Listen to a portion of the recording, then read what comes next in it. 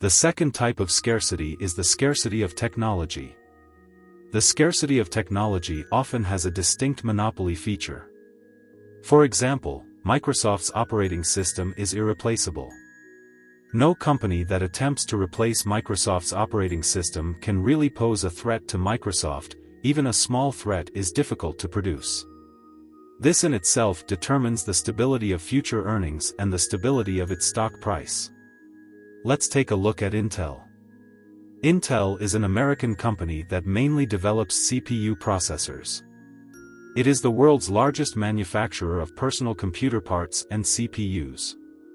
This company has long occupied a dominant position in the world.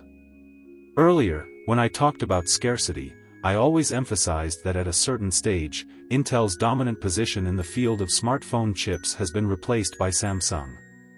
After the replacement, of course, it is no longer scarce. In the second quarter of 2007, Samsung pulled Intel off the horse, breaking Intel's dominant position since 1993. Samsung became the world's largest chip manufacturer. I must emphasize that Intel's scarcity did not come into the market after being surpassed by Samsung in 2017, but began after Samsung's possible replacement of Intel. At that time, scarcity will begin to weaken and gradually disintegrate. If we judge the trend, Intel's stock price was already weak when Samsung showed signs of challenging it and began to approach it. Intel's stock price will inevitably be weakened. You can compare the stock prices of Microsoft and Intel in recent years. Microsoft has always maintained technological scarcity, while Intel no longer has this scarcity. Their stock price performance is completely different.